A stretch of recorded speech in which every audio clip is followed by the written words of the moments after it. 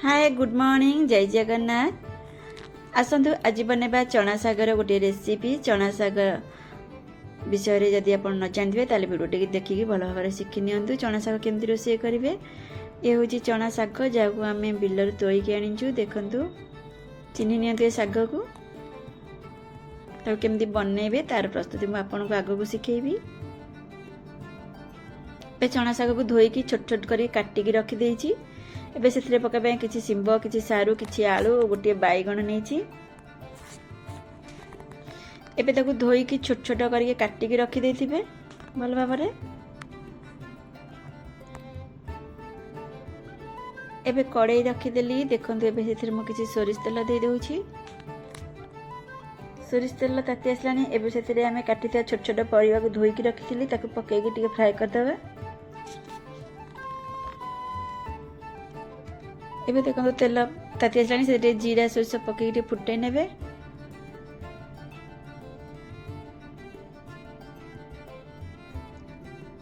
एबे प्रस्तुत कर रखिथिबा परिबा को सेतिरे पकई नेबे।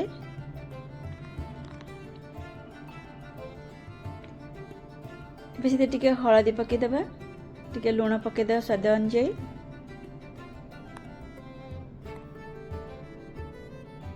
एबे ताको टिके भल भाव फ्राई करदेबा। पानी मरिबा पर्यंत फ्राई करनेबे। एबे तो पानी मरिबानी। एबे ताको मु काढी देली। एबे आ टिके तेल दे देली। धोईकी रखिथिबा चना साग सेतिरे पकेइकी टिके अल्प समय फ्राई करदेबा। एबे देखंतु फ्राई हो जाइछि। एबे ताको आमे गोटे पात्र को काढी देबा जेहेतु से फ्राई हो सारलानी।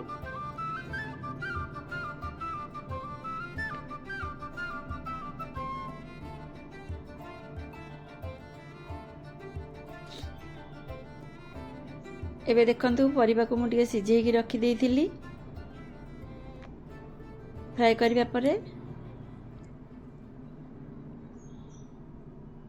टिके सिझेकी रखी देबे नले हबनी भलरे। एबे देखंतु कड़ाई बसई देली। आउ सेतिरे तेल दे देली। टिके जीरा सोरिष पकई देली। आउ टिके रसुण टिके कंचा लंका पकई देबे। से टिके ना को गोल्डन कलर हो आसला। अल्प गोल्डन कलर हो आसला बेले से सिझेकी रखिथिबा परिबा को दे देबे। एबे टिके फुटी आसलानी। एबे फ्राई करके रखिथिबा साग को सेथिरे पकई देबे।